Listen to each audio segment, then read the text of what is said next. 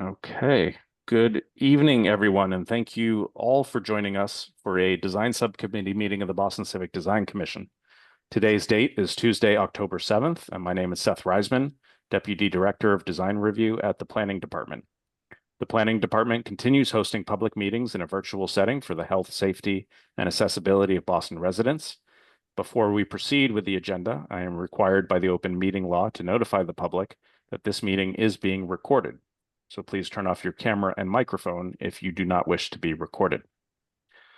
For the record, the following commissioners are present this evening: Linda Easley, Mimi Love, Laura Solano, Jonathan Garland, Shauna Gillies-Smith, David Nagahiro, and Kathy Kotoritas may be joining us later this evening. Tonight's agenda will include a presentation for an approved project at 55 Lansdowne Street, Fenway, also known as Fenway Corners North.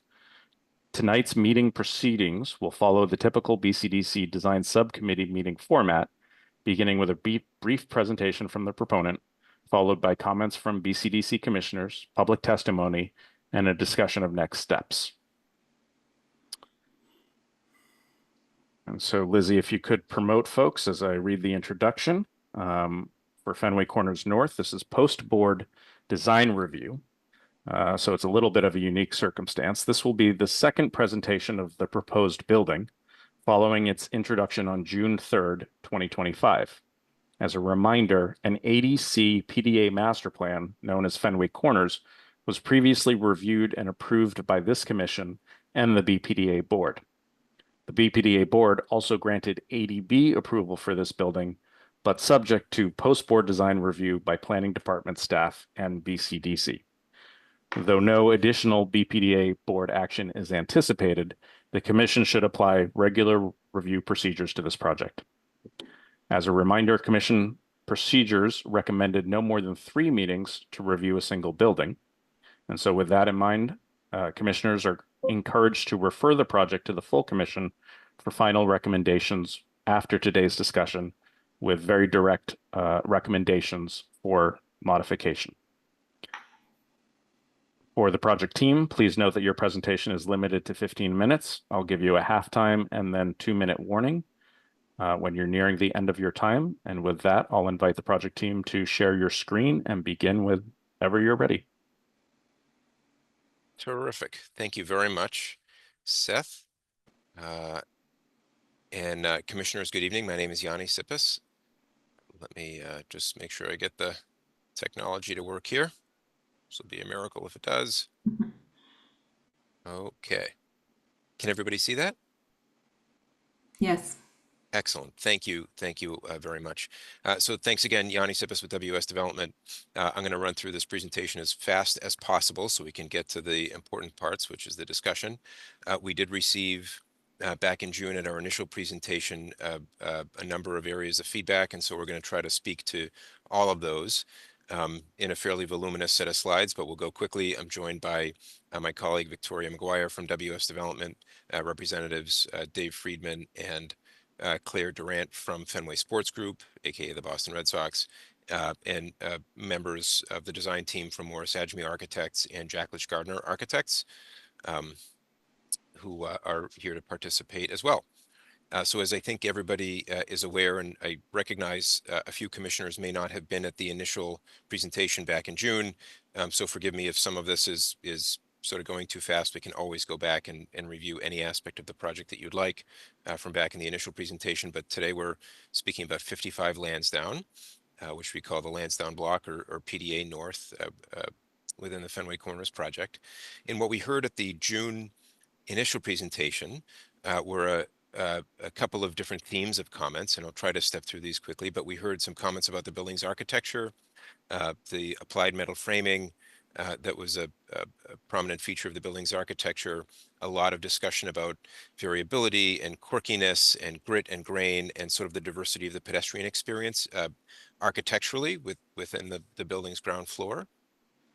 We spent a bunch of time and heard a number of comments about what at the time we were calling the pass-through, but being in sales and marketing, we wanted to create a name that was a little more engaging. So we decided now we're going to call it the loft, which we think is sort of interesting.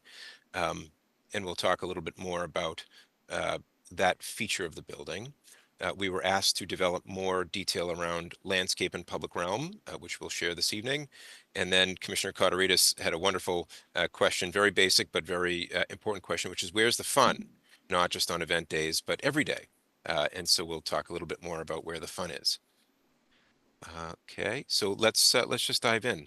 The first tranche of commentary related to building architecture, and there were a couple of different subjects to touch there. The first subject was the question of the sort of applied metal ornamental framing in the building. And these, as you'll see when you see the building in a moment, we're students of architectural history and of architecture generally, and many of the buildings that resonate with us, both contemporary as you see on the left and classic as you see on the right, so Seagram's building. As we look around Boston at some terrific examples of contemporary architecture, whether it's the Hub on Causeway, a couple of Commissioner Manfredi's buildings in the Fenway, or some of Morris Adjmi's work, both in Boston and elsewhere. We really appreciated the impact and evocative nature of some of the, of a lot of the applied metal framing that these buildings are described by. This is a building we did with Morris's office in the Seaport at 400 Summer Street, and there's a degree of scale and sort of tectonic approach here that we really resonates. And so when it came to the design of this building, we felt quite strongly that the right approach architecturally for this building would be a blend of the contextual background material, which is the red brick, and then a really tectonic, really dynamic, robust exposed structural element that would kind of riff off the green monster, as you see here with these diagonals in a very contextual way. But there were questions about whether this applied ornament was sort of a bridge too far, or whether it was in the right configuration. And so we were asked to study an option that simply eliminated the ornament and just kind of let the brick do the talking. This building, of course, has a lot of setback and articulation as it is. And so we wanted to share with the commission this study, which frankly, we found to be somewhat underwhelming. Like it felt like it was missing something. Would be a beautiful red brick building, but especially juxtaposed with the green monster cantilevered structure across the street, just didn't, like, it felt like it refused to rock. And so, but we wanted to share the study because it's illustrative. I think it helps sort of make our case. And then we also wanted to share an iteration that we actually looked at during the development of the design concept for this building, which was quite similar to where we ended up, but it lacked the diagonals. It lacked those sort of buttress elements that helped to really break down. This is a very horizontal building, helped to break down the horizontality of the building. And when we, even in a very rudimentary rendering, when we were looking at different alternatives for this building, this approach, it had the applied structure, but it really lacked it lacked punch, it lacked impact, because the structure sort of faded away and receded, and the building felt very flat and very monotonous compared to where we ended up with the diagonal elements that now connect the setbacks and really play very nicely with the green monster. So we love that outcome, we love that result, but we understand the importance of kind of explaining our thought process, showing you some of the alternatives that we looked at from one extreme to the middle ground, which this is along the way, that ultimately resulted in what we think is a really, really strong outcome, for the building that plays very well with Fenway Park, and that, appears really dynamic from the public realm and pedestrian realm as well. So that was one topic that we were asked to give a little bit more background on and sort of share our thinking along the way. And then dropping down to street level, a lot of the commentary related to the diversity and quirkiness and variability of the pedestrian experience, really for the bottom two floors of the building, kind of where the building meets the street. There's a significant setback at the third floor. So as a pedestrian, you experience the lower two floors of this building, and the desire, given that this building is 300 feet long, was to develop a real variation. And I keep using the word quirkiness because we love that term, to the ground floor of the building. And as we look back, as we zoom back and look at the elevation, of the building, there are multiple ways in which we achieve that quirkiness and diversity. One is simply with a number of different retail storefronts, and we'll talk about variability within the retail storefront. So you see all these different colors. These are different demising or different retail tenants up and down the block. And then we have what we used to call the pass-through, now the loft.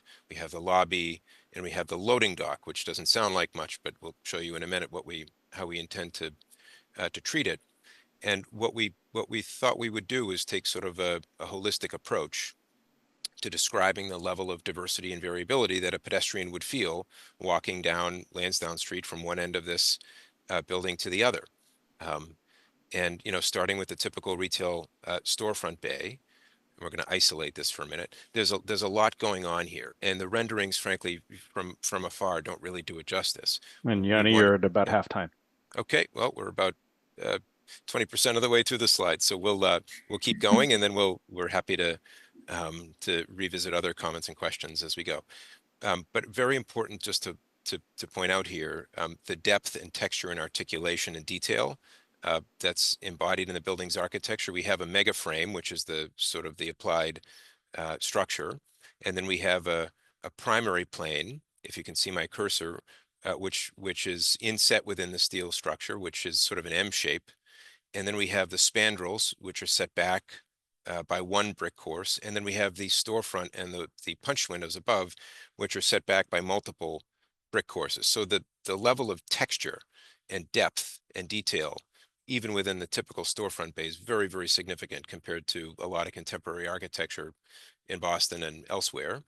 And then within those storefront bays, and this is just part of how, who we are as a retail landlord, we always encourage tenants to sort of choose their own adventure within reason, and introduce a lot of variability within the storefront sort of neutral background system itself, so that we end up with a really interesting, diverse array of different storefront configurations with doors and signage and awnings and operable windows and so forth. It's a little similar to what you see in Fort Point, where the background architecture is can be a little monotonous and a little monolithic and a little uniform, but all of the different storefront expressions and retail accessorization and signage and so forth make it really interesting. So that's one layer of diversity. The second component that we want to focus on is the lobby and the main entrance to the building, which has its own distinct architectural expression that takes out an entire structural bay of the building in this way, with its own, very distinct look and feel and presence compared to the typical retail storefront. And then at the pass-through, or the loft, here again, this is a full structural bay that's punched out of the building. So this is less of an architectural treatment and more of a volumetric treatment that literally creates a public aperture in the building. And then up and down the entire elevation, these are some other examples of ADGME's work. We're going to incorporate a really beautiful degree of brick detailing that will help to bring the building alive and give it kind of soul and character at a very tactile pedestrian level. And then with respect to the retailers themselves, there's lots of fabulous examples of really small retail shops. All the spaces in this building are pretty small, that have incredible street presence and beauty, and even in very simple architectural contexts, add a tremendous amount of variety and diversity to the streetscape.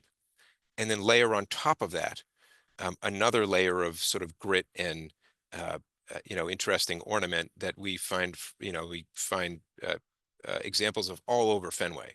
And Fenway has a wonderful tradition of this sort of ad hoc signage and murals and banners and texture and all kinds of cool stuff. And that's part of what we want to embrace with this building, whether it's an old souvenir sign or whether it's street art, either ad hoc or planned, like you see here. These are all the types of cues that we want to embrace with this building. Because we're only at schematic design, we can't say exactly what mural is going to go where, or who the artist is. Certainly, if you look at some of what we've done across town, there's a lot of good examples of really impactful stuff. But what we will define for this in this form are zones. So in the pass-through, especially the walls of the pass-through, all of the service doors, garage doors, loading dock doors, just like we've done across town. Here you can see the desire to put public art on the return walls of the pass-through to really draw pedestrians in to create something of visual interest that says, make someone say, geez, maybe I ought to pop in there and check it out. And then the entire pike facing elevation of the building facing the turnpike, which is, a lot of this already has a bunch of street art on it, and we'd like to embrace that and organize it. The wall against the House of Blues to our east certainly is a great opportunity for this. The wall to the west up against the Cask and Flagon service drive, we actually did a rendering that shows, again, this isn't the art, these aren't the artists, but this gives a sense as to how this, how this approach is going to really help to enliven the building. And then in general, we put together some sort of guiding principles or narratives for how a number of these interventions and a number of these strategies will help to add and embrace kind of the grit and grain and authenticity of Lansdowne Street, which is a pretty gritty spot currently. And we want to embrace that. And looking at all those different layers and all of those different ingredients, we actually think this building will be a really exciting, incredible, quirky, variable pedestrian experience as you walk from one end to the other. I do want to spend just a minute, if I could, on the passageway. There was a question last time from the commission about how the passageway lines up with parcel 8, which our partnership also has the development rights designated from MassDOT. And the passageway is aligned with the widest point of parcel 8, with the theory that we could draw people in from Lansdowne Street and then create something really special on the future parcel 8 right at that widest point. It also happens to be the most direct route to Kenmore Square, which is a very important, obviously the critical pedestrian origin and destination line. And where we started with this space was that it was an enclosed condition space. And based on feedback both from BPD staff and the commission, we changed our thinking and eliminated the enclosure to really make this an open air, much more welcoming, much more inviting space, both architecturally at the building face. And again, different examples of how we can incorporate public art to sort of draw people in from Lansdowne Street. Examples of similar public spaces in buildings that we've done elsewhere where we use a grand architectural gesture like this 2-story gesture at 1 Boston Wharf or at 111 Harbor Way, coupled with a big piece of public art, that says welcome in. That's the kind of vision that we have here, to use a major gesture to do just that. And then complement the architectural gesture with the public realm gesture and at the landscape level. So working with our landscape architect at Stoss, we have here a sort of a high level streetscape plan. But as we zoom in, I think it's probably most important just to zoom in. We're actually proposing to take the floor material within the loft or the pass-through and have it spill out directly into the public way, which is a little bit unusual. We'll have a 10-foot, minimum 10-foot piece of flat work. But then what we'd really like to do is have the materiality from the floor of the public space spill right out, across the sidewalk, right into the roadway to sort of send a signal, whether you're looking up at the building or whether you're looking down on your phone, that this is a place that is welcoming. And then we would complement that with some unique landscape features.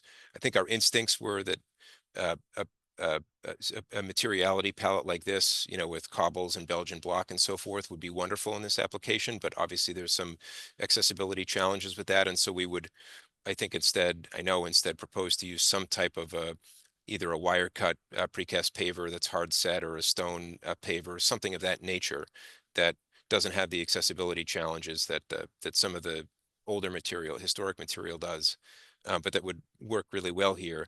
And then complement the building architecture with some unique site features. Like these are some benches that Stoss has designed for us that are actually physically I-beams, steel I-beams with an Ipe or Kumaru seat on top of them that would bring the vernacular architecture of the building right into the public realm, right into the landscape, in a very prominent way.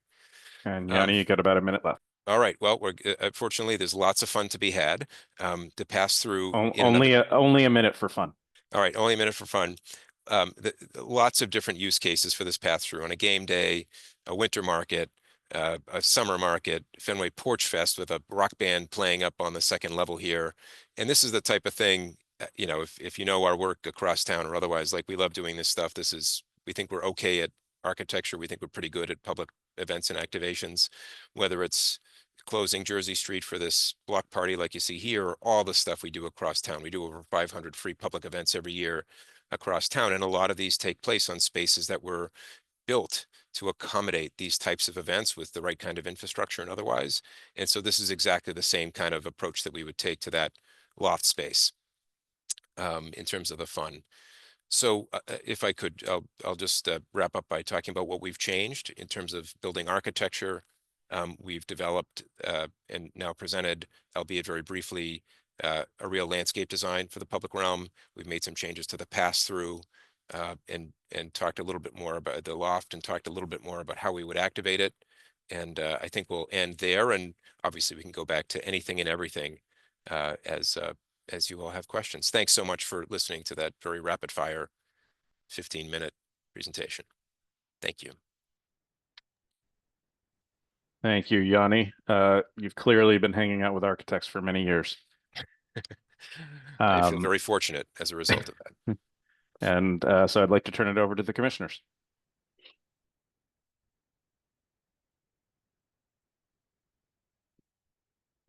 Seth, were there commissioners that were present at the last meeting?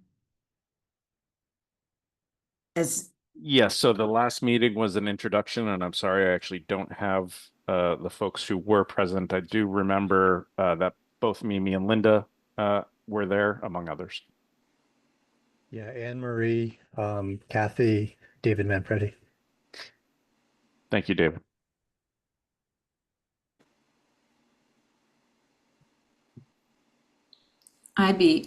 Even though some of us were here last time, I'm kind of curious what first impressions might be for those of you who didn't see the initial presentation. I'll jump in, Linda, if you don't mind. Great. So Yanni, thanks for the presentation and team. Commissioner. And this is my first time seeing it.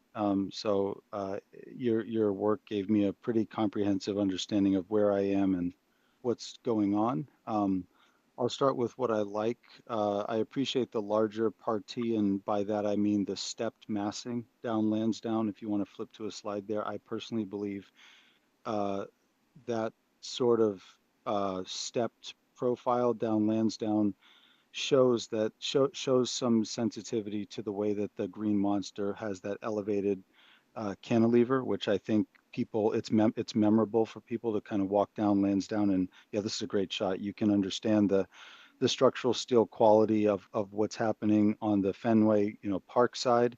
And so I believe that the step massing is a great way to work that in. And along with that, I think the metal. The metal is something that I think I want to just talk about in a second, but I do like how the step massing invites this social character, the way that there could be, I can imagine balconies. It almost looks like I think you have some balconies or some social space that's happening up above on these elevated porches and or elevated platforms. And I feel like that's also a very natural element that I've seen in the Fenway. And as you think about game day or other things that could be happening, that elevated social vibe seems to be a natural fit.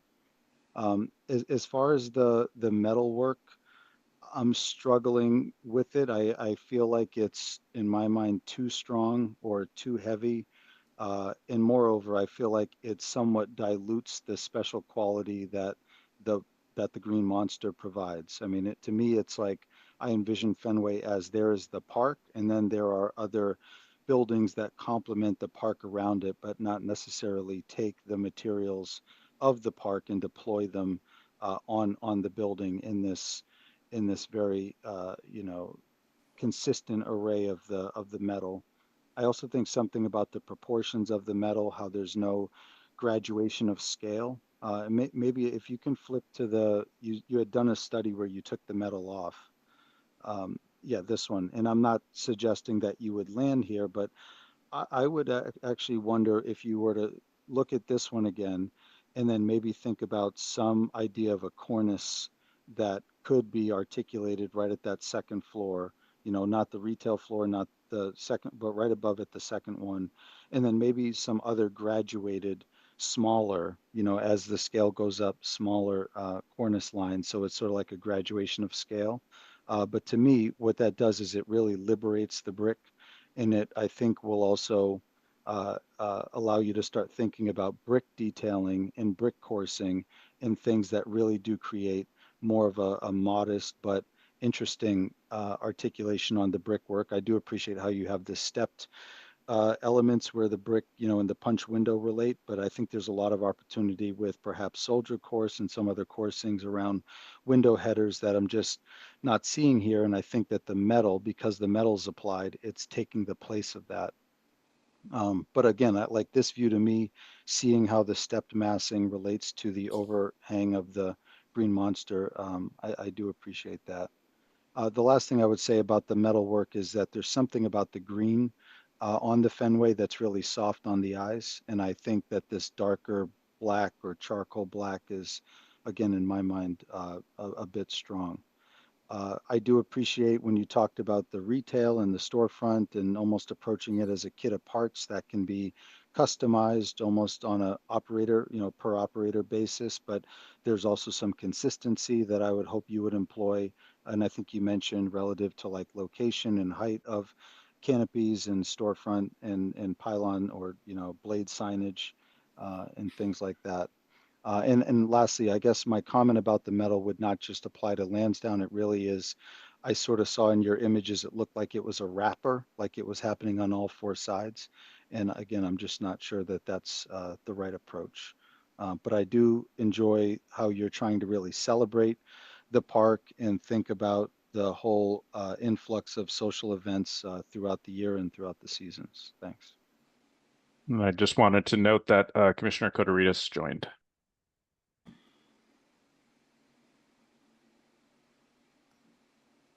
I can jump in with a few comments if Linda wants the folks that hadn't been there. Yeah, go for it, David. Okay. Yeah, I would say, Yanni, great presentation, great visuals, as always. I think you do understand the ability to create fun and place and identity. And I think Fenway and this kind of gritty Lansdowne Street has so much to offer. So I would definitely lean into that piece of it. The metal's an interesting strategy, and I think, riffing off, as you say, the Fenway Park, I think is really interesting. I did have a chance to look at the video of the comments from last time, and Anne Marie Lebanon had said that one of the things that she was concerned about is that it felt very symmetrical and regular, and the idea that this part of Fenway is very irregular and a little gritty and messy and everything, I think is an interesting comment in saying that is there an opportunity to maybe create a missing tooth or something like that, so it's not so regular. The framework too, I think one of the comments from David Manfredi was that you wanted the structure to feel like it was real and that the brick was infilled so that it had a literal application. And I think Mimi had mentioned that it wanted to feel like a true structure and not that it was tacked on. I think, the idea that the steel on the front side, on the Lansdowne side, has a relationship to the way the building's stepping back, I think feels, good and genuine. And the idea that it has maybe a little bit more of a hierarchy in the steel, as was mentioned, with not having the same size steel at the bottom as the top and really feeling like there's a little bit of a hierarchy of how the steel pieces work with each other. I'm not convinced that it's working on the backside, on the turnpike side, and that it feels like it's just enveloping the mass. I do think that there's the opportunity to maybe feel like the cantilever is being supported by that, but I'm not sure tracing the framework or the structural lines with the steel around the whole thing feels like it's necessary. I think there could be some relief to it, and that what it would do is really set this front Lansdowne side off as being even more special because of the way it's stepping back. I like to think that the metal that is creating this diagonal does have some structural integrity to it. The other is that the window mullion pattern, I'm wondering if it can be refined a little bit. It feels, when you look at the scale of people up against it, I wonder if there's a little bit more of a refinement to the scale of that glass to make it feel like it's a little bit, not so larger in scale, I guess. I love that it's animated on the facade with the step backs and the idea that um, people are able to get out beyond the face of the skin of the building and really activate it. I think it just celebrates the whole spirit of, I think, what you're trying to do on Lansdowne Street. So I really love that. At the top of the building, I wonder if the uppermost piece of it could be a little bit more frame-like and not so covered. And I don't know if it's because the mechanical system or the override or something has to be that tall. But many of the signage, like the Citgo and the others, have this kind of trussed framework that makes it feel like it's a little bit more um, deliberate on the top of these buildings and not so heavy.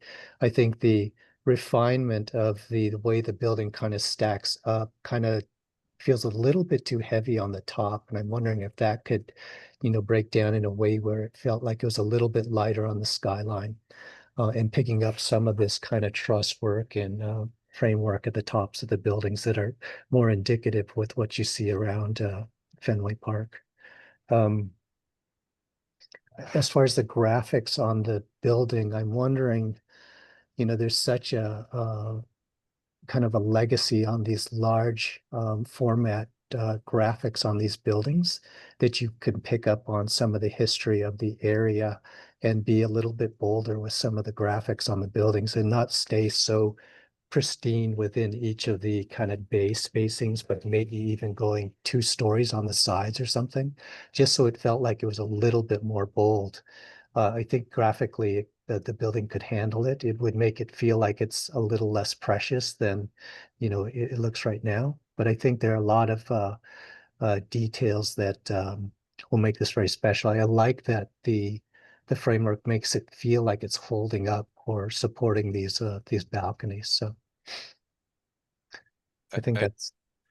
Thank you. If we could, I'd love to spend just a minute on the top because I think we totally agree with you about the top being a little heavy, and the reality is that's entirely driven by the mechanical system and the Right. new energy code. In the sense that if we could have a gas connection in this building, I'm advocating in real time here, we could make the top smaller. But the reality is under the new municipal opt-in stretch code, like we have rows and rows of air source heat pumps up there that just need to be enclosed. And so it becomes this, sort of trade-off and push-pull. And so we're trying to kind of make the best of it by framing it in the same metal and employing it, to good use. But it's, I think it's important to point out that that's one of these trade-offs between sustainability, energy efficiency, the code, and the architectural implications that just bears a minute of note. That's all. I think even pulling that top piece up a little bit more and having air between the solid and the frame would make it feel a little bit lighter and more frame-like and less panel-like, I guess. It's a detail, but I think it's well said. Softening it on the skyline. Yeah, it's well said. Okay. Thank you. Go ahead. I was going to make No. Laura, you go ahead. Okay. So I wanted to talk about the landscape. And one thing that is common in the Fenway area is that there are no sidewalks, right? Everything's pretty slammed up against buildings. And you've got some grace here. But I kept getting drawn in by the gritty that you were talking about with the building, et cetera. And I would encourage you not to be so well behaved in the landscape.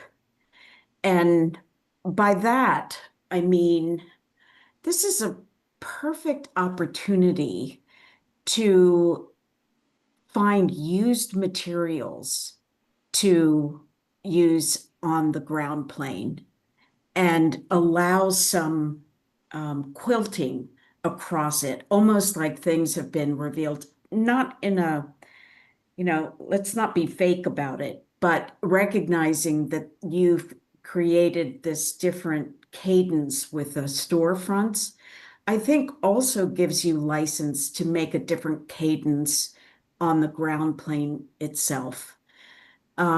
You showed some pictures of cobbles but there are lots of used materials in Boston. I know because I've had to go hunting for them, and they're much more available than you think. But I would encourage you to bring in some history that way. We have we have a project where we took old slabs from the Boston Public Library, and they weren't the color we wanted, but they're beautiful. They're just beautiful. And so I'm wondering if there's not a way to kind of weave in those materials over time, as opposed to like having this band at the curb line. I think the idea of coming out from the building is fine. I might again be less rigid about it in terms of where the boundaries are and how that draws you in. And to think about, if there's not a regularity to material, there still is a rhythm to it, and something that you see at one end could show up at the other end. So that's just one thing. And I'm so glad you didn't use brick, because that's just not the right part of the city for that at all. Could we go to, well, actually, we can stay right here. In the perspectives, I would say the same for the trees. It's a little weird to see trees in the Fenway area. And yet I know that the city asked you to put in trees. And I might think about gathering them more than separating them, and align that with where they might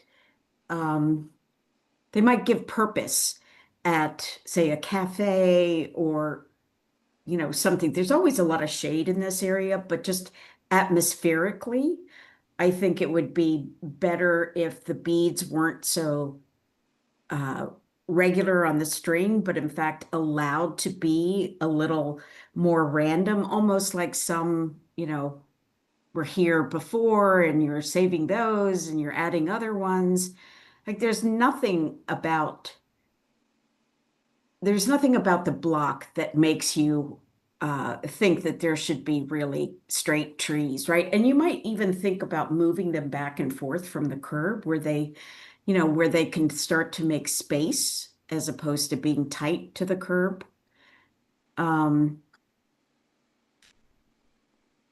Trying to see if I have. Oh, I had a question about the building, about the front. The beams that are angled on the upper levels, are those structural? Do No. those actually carry? No, Okay. that's all part of the sort of the ornamental exoskeleton of the building. Yeah. Yep. Could they be? Do they need to be? Yeah, if we could make this all structure, not just because we could avoid all of this discussion, but because it would, would be a heck of a lot more cost effective to buy one thing instead of one thing and then plus another thing, we would love to.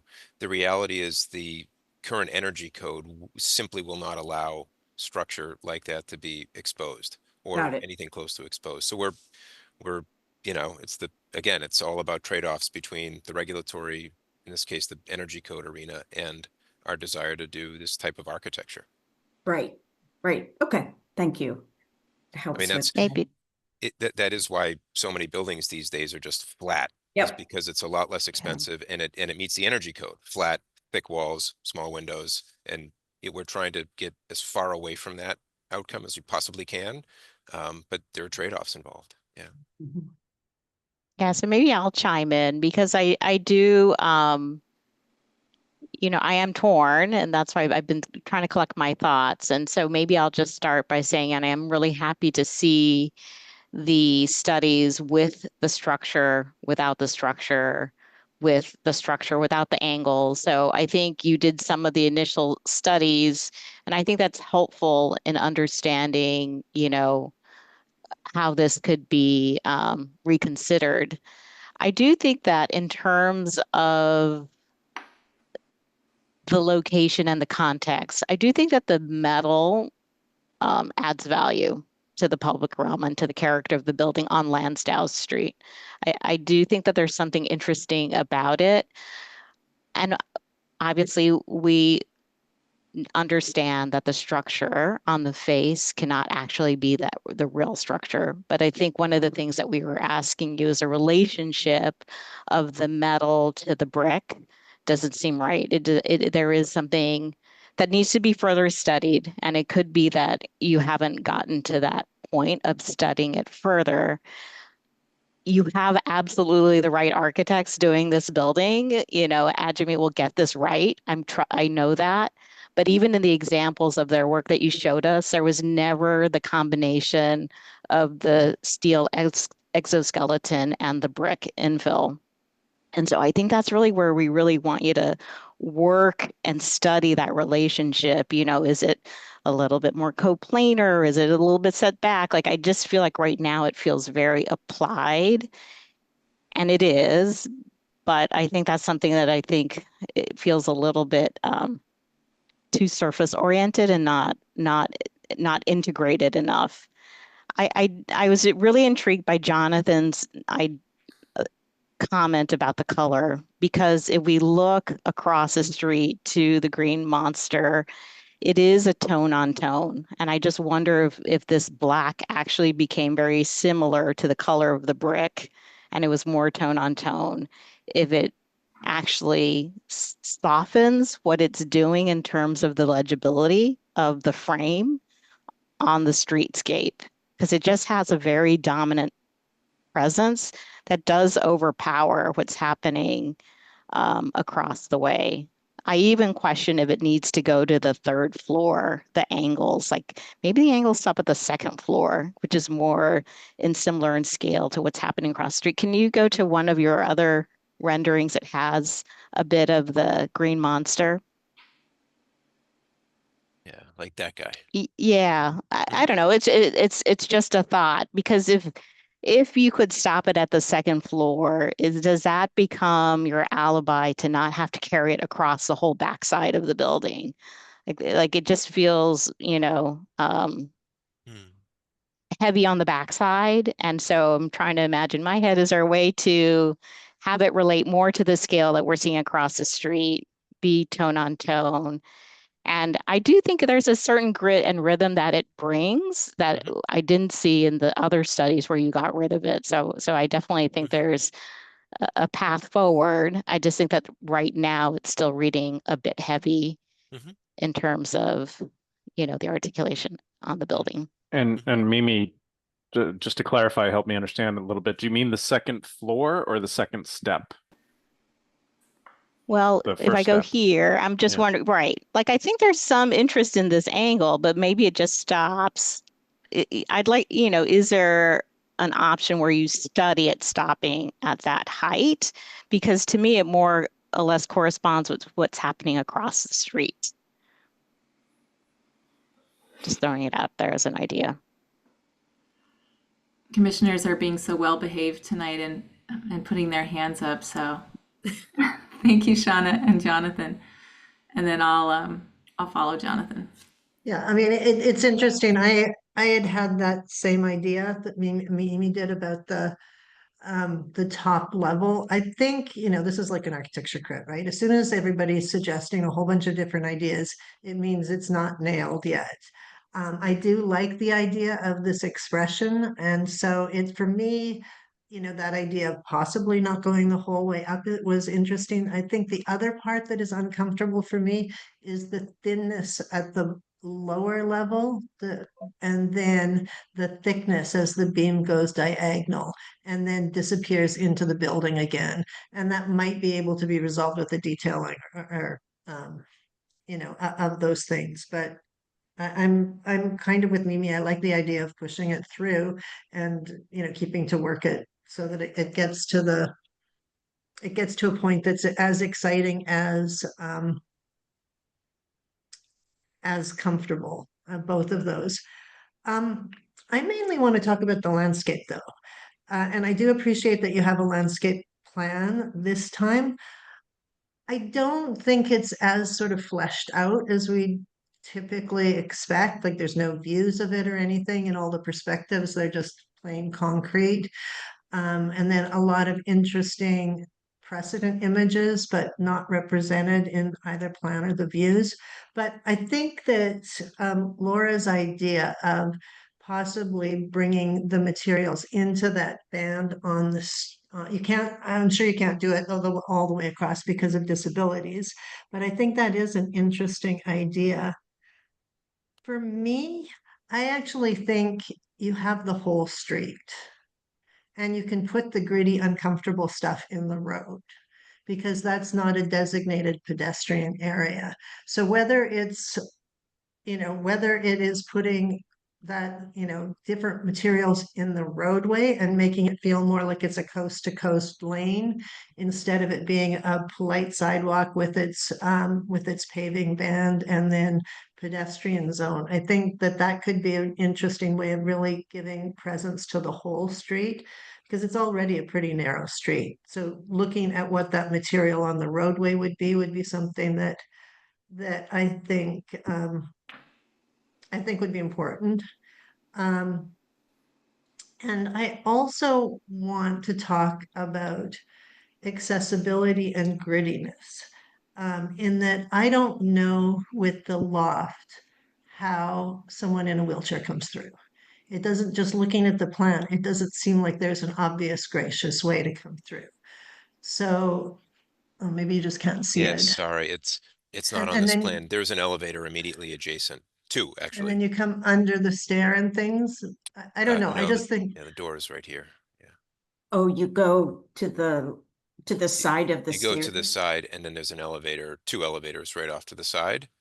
And Okay. then it's all public space leading back to the elevated area. Sorry, it's just not on this plan. Yeah, so just understanding that.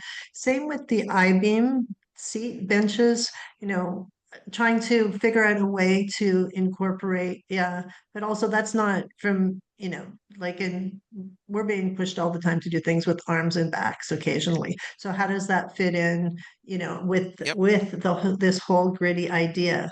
So I guess I would like to see the landscape. I appreciate this as a first gesture, but I'd like to see it more developed for the next, for your return to the committee with, and ideally consistency with the views, but if it isn't in every view, so that we have a better sense, because right now I didn't think about it until Laura brought it up, but it is overly polite in the spacing of the I-beams. They're very tidy, the spacing of the band.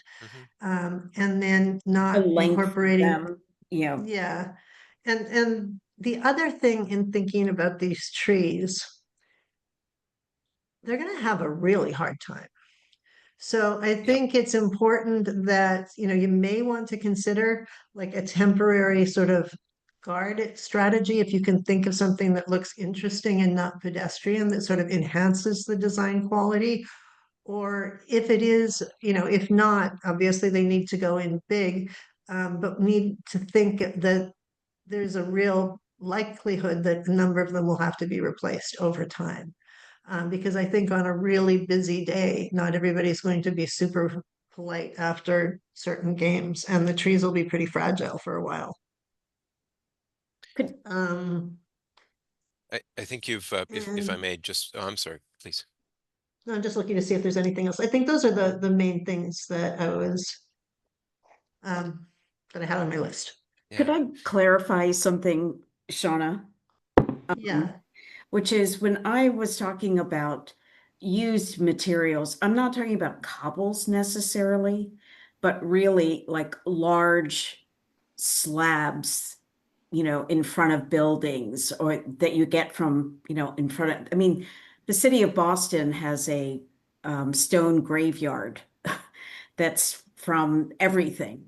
And, there are also stone suppliers who take a lot of material from bridges, etc. But I'm not talking about something small scaled. I actually was thinking just the opposite, something bigger scaled that could kind of really have a presence for that landscape. And I think you're right. There, it isn't shown. A plan is not enough. It's a spatial condition that just isn't represented in the perspectives just yet. I like your idea about going out into the street, but I do think that that whole corridor from curb or no curb to the building should be treated as the public realm expression. And I hadn't really thought about this, but you're right about the benches. They should be much, much different. They should be arranged in a way that is social. That's what you want to give people opportunities for in this area. And you want them to be able to, be a meeting place. And I think Shauna and I have the same idea. It's just it's too well behaved. It's not a landscape you would see here, nor necessarily get excited about. I do think, if I may, the informality, the fun, the meeting, the gathering should happen in the past. This is a public space. It's open. It happens to be covered. And I just want to take a minute because we've had a lot of commentary about the landscape. This roadway and this sidewalk and the whole space between the buildings is incredibly intensely used by semi trucks, garbage trucks, heavy vehicles, steam line underground. Like it's a nightmare for trees, humans, anything even remotely breakable. And so we're trying here again to, like, we totally agree with all the sentiments. Like if we could reclaim something and, more informality in terms of trees and furniture, like we totally would. And that's what, what we've done elsewhere. In this case, we're really trying to thread the needle between all of the different, both use cases and especially the utilities, which is so chock full. It's like the one umbilical between one side of the Fenway and the other, between the Back Bay and the Fenway. It's incredibly constrained. And so we're sort of doing the best we can, but we agree philosophically, and let us see if we could make some because Yanni, adjustments. even if you're talking about, about colored concrete, it's better than asphalt. I would love it if we could go stone up to the face of the building, old stone up to the face of the building. I would love it. We would too. I suspect our you head can't handed to get, us. yeah, I suspect you won't be Yeah. able to get through disability, but that's why Correct. I'm trying to get more. I think somehow that's why I'm pushing to go out into the road in a way that that gives you more for what I'm sorry, we can't go into the road with this stuff. There's so many utilities that it would get torn up like that. And it's, there are tractor trailers driving over this every day. It's like doing specialty paving on Lansdowne Street just isn't but gonna work. I just finished saying you could do colored concrete in the road or something like that. You can't do concrete either, because when you dig the utility up, now it's concrete instead of bituminous. Like we're really trying. Then you patch it. The concrete. I mean, it's The city staff should weigh in, but like PIC won't let us do, site cast concrete slabs in a public way. They won't let you pour concrete in a public way. There's just no way, especially given all the utilities here. I think this is We're trying great. to balance this. Anyway, I think this is great input that staff is going to reach out and talk with BTD and Disabilities Commission about, to confirm what our guardrails are here, and to see where we can push those rails. Thank you. Yeah, thanks so. Jonathan, I know you've had your hand up for a little while. I guess I just wanted to kind of almost like what Laura just clarified a bit, because as a conversation evolves, I have to say I'm struggling with this idea of grittiness, and then how that applies to certain elements that almost appear in my mind to be like surface level treatments, or almost like museum quality artifacts, like these, like when I think about the bench with the I-beam, it's almost like it's taking it. When I look at the I-beam usage on the park, you can actually tell structurally what it's doing. You can follow the lines of gravity and follow this angle and see, okay, without that thing, something's going to fall. And so it has this, to me, I think the grittiness should be defined, because I think without the definition and the understanding of that, we can fall into this, like, it looks the part, it's sort of like faking its way along, but it's not actually doing anything substantive, which fights the definition of it being, I think it's like about being utilitarian and about being strong enough to withstand all the things you just said, Yanni, all the heavy usage of the traffic, the heavy trucks. You know, what is it about those materials that they're unabashed, they're unapologetic, and they're strong enough, and they're actually doing real work, not things that look like they're appliques, you know, with a nod to doing something. So even when you get back to the rendering where the angle, you know, the I-beams are going in the angle, I don't think that it doesn't appear that that's doing anything structurally, but I think I think there is something special about having some steel usage at the podium level. And what I'm calling the podium level is those first two floors, you know, where you can see the storefront and that second floor, because I think the datum of that, where the steel is there, does talk to what you have across the street with the elevation of the Green Monster. But everything above it, again, it just feels like a nod toward what would be gritty, but it's not doing anything structurally. So I'm reading it as a surface application. And I just wanted to flag that as it relates to this conversation about the landscape, because again, if we're not careful, this can just be various artifacts that show up that look like they're doing the part, but they're not in fact genuine in the way of how they're being used. Thanks, Jonathan. Did you want to respond, Yanni? Well, I'd love to ask the Morris ADGME team to speak to their perspective on all this, because I think this is, well, I know this is a building whose sort of design ethos and vision we've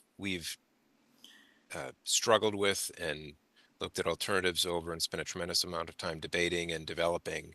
There is a degree of subjectivity, but I really want to defer to the ADGME team to speak to their vision, because I think this is well, again, I know this is a vision that we all, and I'm speaking for our partners at the Red Sox also, really embrace.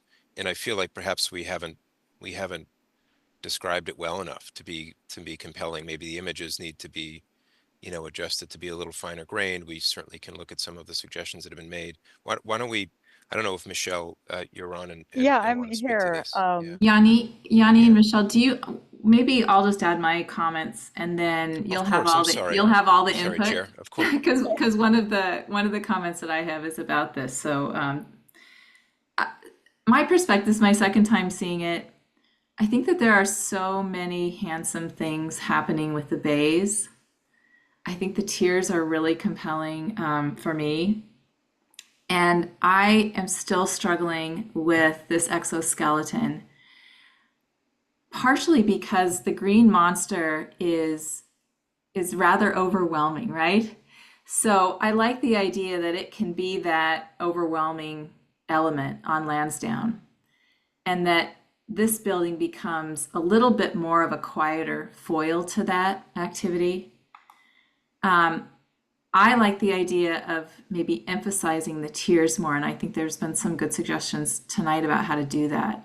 Maybe even the exoskeleton begins to really celebrate that first tier, the one that touches the ground, the two-story height tier. And then maybe there isn't as much need for that exoskeleton as you move up the building. So that's one comment. The other is that I loved Laura's comment actually about, you know, using some of the recycled materials, and Shauna chimed in on that too. One of the things that I am really struggling with is actually the width of the sidewalk, and I would love to kind of have a little bit more explanation of that. Sometimes it's 13, sometimes it's 10, and that includes part of the verge. And this is such a busy place in the city, and is there a need to have a little bit more breathing room? And does that then allow us to do more fun things with the landscape as this building touches the ground, and to incorporate more of these outdoor rooms?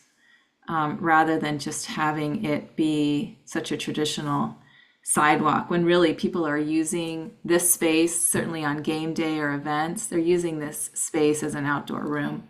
They're gathering with friends, they're waiting to get into restaurants and other things. So those are the two comments I wanted to share. And then Michelle, do you want to pick up on the exoskeleton in general? Sure. Hi, I'm Michelle Wagner, Director for Morris. Unfortunately, he couldn't be here, but I just want to say that I really appreciate, first of all, everyone's comments. They're so sensitive and right on. I can tell you're all designers or architects are trained, because it feels a little bit like we're at the office. And I'm very sensitive to also like the heaviness comments and the color. And I just want to start out by saying, that's certainly something we can refine and study as we go. And that's always something that we even sometimes tweak, even in a physical mock-up, because we never stop designing at Morris Edgeby. I don't know if that's what Yanni or you want to hear, but it's true. We love it. Okay. I would say, we use applied metal grids, and a grid is actually our signature. You probably know if you know our work.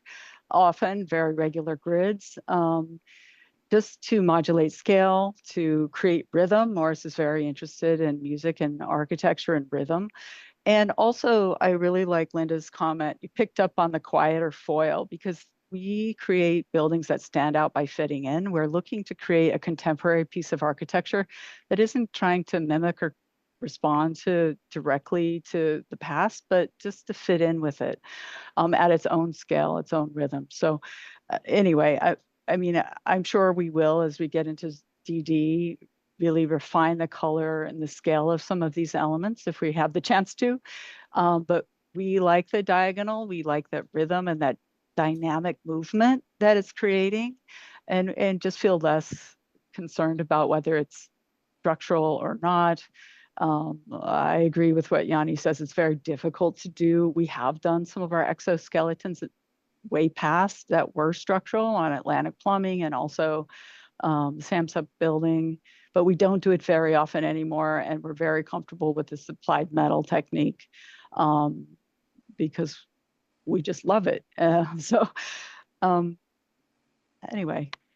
I don't know if that was helpful. I would also say, Yanni, that we haven't really gotten into deep structural design, and maybe there's a way that's a secondary brace in the system somehow. Is on Atlantic Plumbing. We have some secondary bracing that was structural, but I still think that it would need to be wrapped in another metal. There are issues with having one time at 837 Washington, where we did do structural steel, we had to use intumescent paint, and it was really difficult and not something that I think we would attempt again. So I just wonder, like Michelle, since you shared the two options, the one we're looking at and the one without the applied metal, I wonder if the solution is somewhere in between. I think a lot of people have really liked the idea of calling out that what I was calling the first tier and what other people called other things, like calling that out. Yep. And then this idea that the green monster kind of cantilevers, right? It pushes into the street, and then your building kind of steps back from the street. And I think there's something really beautiful about that choreography in allowing that street to have space, almost as if there's a fluid movement, right? Pushing your building back a little, but is there an option to really emphasize that first tier and bring in all of the beautiful things you do, but maybe the upper floors get a little quieter anyway? I would certainly second all of that, Linda. But can I just play the devil's advocate and make it really hard for the Adjemi team?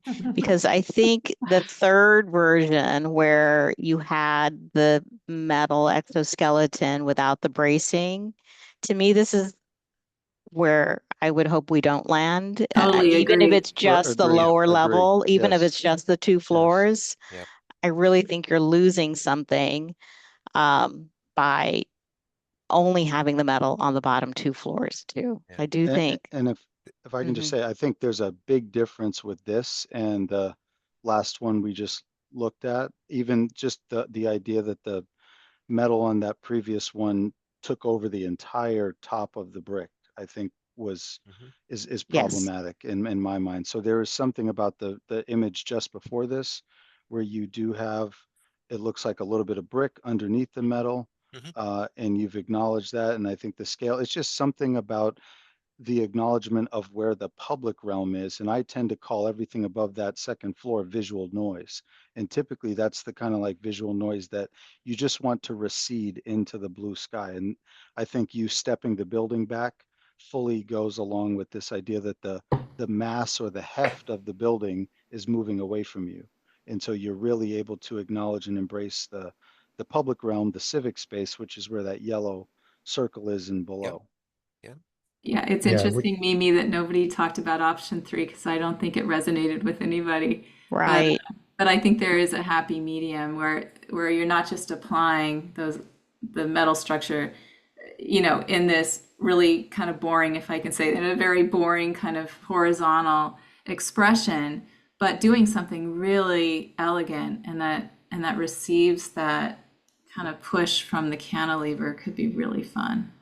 there's something really interesting though about the scale of that frame move that Mhm. volumetrically makes those balconies feel much, much better than without it. Totally. Definitely. Absent those diagonals, and Yeah. I'm So glad you said that. Lansdowne is such a narrow street. yeah, We've kind of picked like the one place you can sort of see the building like laterally. You see this axially, and if we took out the frame above the second floor, as you're standing down at Jillian's, you're standing in Brookline Avenue, this is going to look like a wicked long, boring, even with cornices and whatnot, brick something Hmm. and I without think any that relief, without any breakup. You really have to give it some scale and some rhythm, I looking at think it in the axis. yeah, Linda's comment about, with the Fenway pushing out on this side and you receding Mhm. back, I think is That's the big idea. yeah, the Mhm. That's genius it. of the move. I Yeah. do recognize that. And I think the mastery of the way, the architect does these types of buildings is also, that you can already understand the craftsmanship of the brick is going to be fantastic. I think that the challenge is the application of the frame and the ability to make it feel like it's an integral part of the facade and the system and not an applique. And that, knowing that that metal is going to have, joint lines and all that other stuff, that's where the magic is trying to figure out those details because Yes. so it doesn't feel like it's applied. But I do think that there's something about the scale of that move that draws you down the street that I think those balconies are going to be pretty fantastic because of it. But so the real challenge for you is how to detail this metal so it doesn't Totally. feel. Yeah, And I definitely. do still have Yeah. not sure about the metal on the backside. The Mm. diagonal feels like it has a purpose because of its relationship to the steps. Yep. The back, I just feel like it's now just tracing the edges and not Mhm. contributing to something more than that. It's here again, like and we'll show you this study maybe at full commission, but like we looked at this as just a brick. We looked at this with just simple brick, strip it all off. And it just gets so deadly. It's a very long, low building. And it's this building has one big idea, which is it's a brick warehouse wrapped in a beautiful steel exoskeleton. And if you strip off the big idea, it just becomes like a brick building, regardless of how detailed the brick is, because this elevation you see, as you're driving by or as you're walking on the bridge, you wouldn't catch the soldier course or the chevrons or the little diamond patterns in the brick that, of course, Morris will do. This really needs a strong expression, a strong big idea that you can see at speed and at a distance. And And so it that was it relates to the front, you can see it from totally. the side It's as you one approach it, uniform idea. you Yeah. see that shift and that dynamic movement and that rhythm is what we're doing. That's our move. It's Yeah. simple, Yeah, but without it, it's not the same building. Yeah. I mean, I wonder if it's just a simple detailing strategy. One thing that I'm uncomfortable with about the big ones in the front is they seem to just slide past Mhm. that second step, turning to the other facade. they seem to just slide past that, Mm. the intermediary beam Mhm. without any kind of, there's an awkward relationship. It sort of is like it's ignoring it instead of engaging it in some way. So I wonder if there's a detailing strategy where it flattens out at that beam or something at the, the horizontal member, because that's what makes me uncomfortable about this. It feels like, first of all, I'm going to lean out and put a golf ball in, so it's going to just go, slide down this thing onto, onto Lansdowne if I'm up on that topmost balcony. But I think somehow recognizing that it's not just passing past it. Mm-hmm. I think your comment, so I can appreciate what David is saying about how you get this like spatial quality when you're up in the balconies in this triangular void that's very volumetric and vertical. But I think part of the reason why you might get the endless monotony of the upper two levels is just because there's a reliance right now on the buttressing so that the rest of the brick is rather, it's repetitive, right? But maybe there's a way to, like, you have this entry piece. I can't read what it says. It says like 55 Lansdowne, where it looks like you've changed the material and there's an acknowledgement of metal and then you have brick on the side. Mm-hmm. Back to the comment about the mullions, maybe there's just some, in the idea of rhythm, does every single bay need to be the same when it comes to the brick in the window? Maybe there is a third layer of hierarchy there that doesn't rely on the applique of the angles. I think you're getting close. It's just, to me, it would be worth doing a study of, retaining it at the podium level and then seeing what could happen at the upper two tiers that's in the brick and window framework world that does create diversity and hierarchy that maybe doesn't rely on the buttressing, and just see where that goes. The last thing I would say is on the, we're calling it backside, but interestingly with Fenway, there's a lot of spaces that don't have a backside. I think it's really just the side that faces the pike, which is a quite important facade in its own Mm-hmm. right. Does that need to be brick? Right now, I read that as that's just a response to what's happening on Lansdowne, and so we're going to wrap it around the sides and create a building out of it. But is there a different, more formal, maybe the pike side is predominantly metal? I'm just throwing out a completely different option, and there's a way to create a clean break between brick and then metal on a different side. But does that help erase the exoskeleton on the pike side and create a different vocabulary there? Jonathan, that's exactly where mine was going to, because there's the consistency of the brick and the consistency of the exoskeleton is what's making it feel heavy and monotonous on the pike side. And just like your examples of your glass and frame architecture that you showed and as precedent images, is there a place for relief? And if you just go to that rendering, especially at the very top penthouse, like I feel like that penthouse doesn't really want to be part of the brick volume on that backside. And so are there moments here where it's all glass and frame, or just a different expression? The consistency is pretty intense back here. So how can you start to think about it differently if the frame is consistent? Because I feel like you're focused on that. Where else can you give it relief? Mm-hmm. So I know commissioners we're at 6:20. How does everyone feel if we see if there's any public comment and then come back and summarize next steps? Does that work? Okay.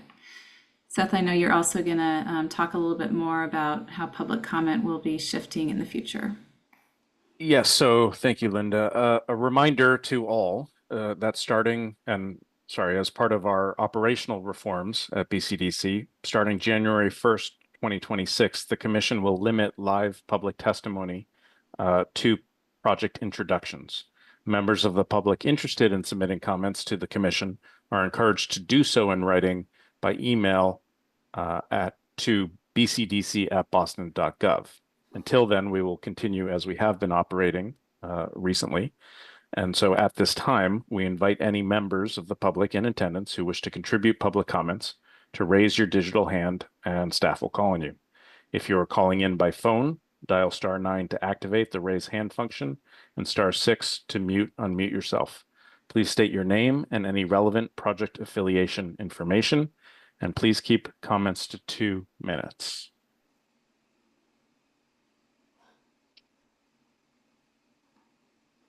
I am looking to see if there's any public comment. I see no hands.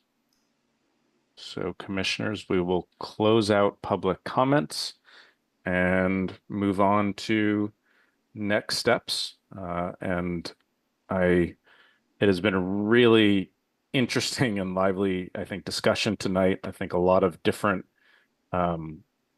ideas or pathways forward have been thrown out, and I know there's some study, I think, to get to and land on the right solution moving forward, and would love for the commissioners to invite the commissioners to suggest some very specific studies or items that they're looking for from the proponent. And I mean, I can start with a few that, and I don't mean it to be comprehensive, but I think all of the ideas that were suggested about the architecture and the landscape are telling in that more study needs to be had. And I know you're going to, you'll have time with the city to walk them through all of the options. So I do hope that you take the time to do these studies and come back with something that's even better than what we're seeing. In regards to this elevation, I mean, I do think there's a lot of interest in seeing what this back elevation looks like without the exoskeleton. However, if the exoskeleton is, is something that you feel really strong about, I do think we need to see exploration on how you could introduce variety in terms of the expression of the wall. Is it glass? Is it metal? Is it a different pattern of windows, et cetera, different color of brick? How do we give variety to this backside? I think are studies that should happen and be reviewed with at the city level. And then on the front side, I think we talked about coloration of the exoskeleton too. I think that could be something that would be nice to see options there, assuming that, the exoskeleton, we talked about it at 2 different interpretations. One where it's just at the lower 2 levels. What does that look like without the diagonals? And then if the diagonals remain, how are they refined? Some of the comments of intersections, the detailing, the finer detailing, how do those details come together? I do think there's a third study to look at, which is, does the exoskeleton have to go and touch all the step backs? Can it stop at the second step back? And just have a lower scale. Those were comments that I remember on the architecture. By all means, other commissioners, please chime in if there's other studies. Lightness of the upper penthouse was another comment that was raised. I agree with. I'll let one of the landscape architects lead the landscape comments. I'll start and then Laura can jump in. I think basically a much more fleshed out landscape plan and views and materials. Even I'm not, the 2-tone paver, I'm not sure that is, I feel that's more of a hatch than is representative of the type of character that you're really after, because most of the images that you were showing weren't doing that. So what are the real, it doesn't have to be exactly the paver, but what is the real character that we're going after? Because right now it looks like it anyway, that, and then I think definitely connecting with the city to see if there's other ways that you can take this character across the street. I think the more you can simplify it by giving it more consistency, but then at the same time making the individual elements much more expressive and individualistic. It's a super exciting project. It has like and will be an amazing project. No question about it. So really just, I'd like to understand it better. I'd like the landscape to really dig into in the way that you've dug into the detailing of the architecture and understand it better for the next meeting. Thank you. The only thing I'll add to that is that I think that there needs to be a level of complexity in the landscape, that you use the entire width of the sidewalk to make it feel as if it is related to both this building and the area. I'll leave it at that. Sorry, I mean, we'd like to talk about these things, not just spend a bunch of money studying them so we can show them to you, because I think there are some very real philosophical differences. Like, we don't think the sidewalk should be complex. We think the sidewalk should be extremely simple. We actually were pushed by BPD staff to introduce this level of complexity into the sidewalk. We disagree, just based on how much we know, and I'd love for the Red Sox to chime in on this, how heavily this area is used and how abused everything you see here will get.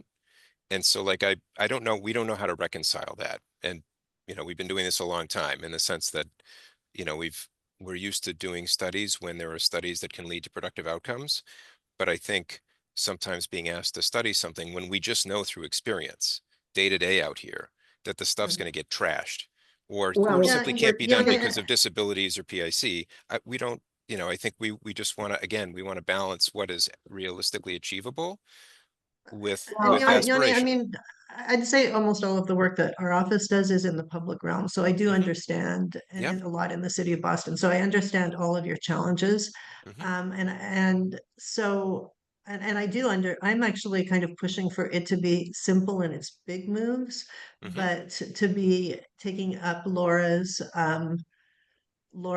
call of more interest in the individual. You know, I think concrete, and I know we're not going to discuss it, but I think concrete is as tough as asphalt as a material. So I would encourage that to be explored. It may not be, you know, PIC or the Public Works may not go for it, but I would Yep. explore that as a paving material. It's used on highways in many countries, as we know. So it's a pretty Yep. tough material. Sorry, I you think it's mean in the going roadway? in the roadway, yeah, because we have concrete on the sidewalk right now, right? Right. That's right.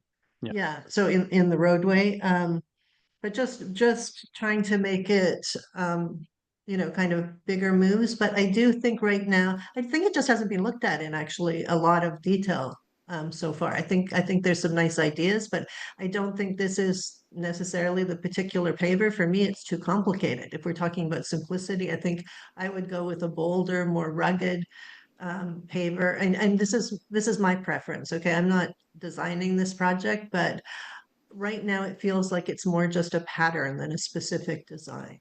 Yeah, we wouldn't spec a paver until construction documents. So the idea is we will have a wire cut large format paver that works for disabilities, set in a hard setting bed. But what exactly the Wausau, the Hanover, the whatever the paver is, we're not going to know that until CDs. So I want to make sure that if we're going to go out and do a bunch of work, that we have clear direction on exactly what it is you want us to study, so we can spend our time and resources of the project team, you know, to be as responsive as possible. And that goes with the architecture also. Yeah, and I think, Yanni, part of this process is, you know, meeting with city staff after this, you know, reviewing what was said, making sure that city priorities are identified, and then targeting, right, the studies to be responsive to the commissioner's comments so that, you know, you're not spinning your wheels, but doing Yep. substantive studies that will yield important results. And just to be clear, Yanni, I might argue with you or anyone else that concrete is such a durable material because you're right, there's going to be lots of beer cups spilled here, food is going to go on them. And over time, concrete will stain. It will look, it'll look worn, but not in a handsome way, I guess. And the reason that I might advocate for not so much like complexity, fine-grained pattern as you're showing here, I actually would advocate for much bigger slabs, thermal finish, which will meet all of the accessibility pieces, but they'll be easy to maintain. You can power wash them and you're not taking off the cement. So I just think that it's a little the landscape doesn't necessarily support your building as well. I think you've put a lot of thought into how the brick is working, the big moves, and I don't see that in the landscape right now. And so it's next time around, I don't think you have to study endlessly, but I think we have to go beyond what's shown here. Yanni, do you feel like you have enough direction with architecture and landscape? I mean, this is a really unusual pivot, right? Because we might normally have you guys come back to subcommittee where we could further investigate, you kind of dipping your toe in here and dipping your toe in here. But I think we're trying to give you enough direction today so that when we see you again, it will have given you time to work with staff and to come back with some solutions that hopefully address the concerns that came up today. So do you feel like you have enough for that? You're pioneering us today with one subcommittee. I feel like we have more than enough in the sense that we're getting lots of conflicting direction, and so it's just up to us to have to figure it out and navigate it. We'll work with BPD staff to figure out what the most productive use of the team's time is, and we will be back to you. We look forward to it. Thank you. Thanks to you and your team, and thank you very much. Spending a little bit more time with us today. No, we appreciate everybody's time. We didn't have another subcommittee, so. Seth, anything else? So just hearing no additional comments, and at this time, in lieu of a formal vote, it's my understanding that the proposed project is recommended for final consideration and recommendation by full commission. There are no provisos at this meeting because there's no vote occurring, but certainly there's been a lot of comments made, and we look forward to meeting with the proponent team to hash through that and come up with a strategy for coming back to the commission. Thank you all, and just a reminder that upcoming meetings, we have our October 21st subcommittee, and then the November monthly committee will be November 5th, which is a Wednesday, not November 4th, which is a Tuesday. That is election night. So or election day, we will not be having our commission hearing on that date or meeting on that date. It will be Wednesday, November 5th. And you'll see many emails from us between now and then. But thank you, everybody, for your time and work tonight, as always. Thank you. Thank you. Great to see Nice everybody. Thank you. Good night. Goodbye. Good night.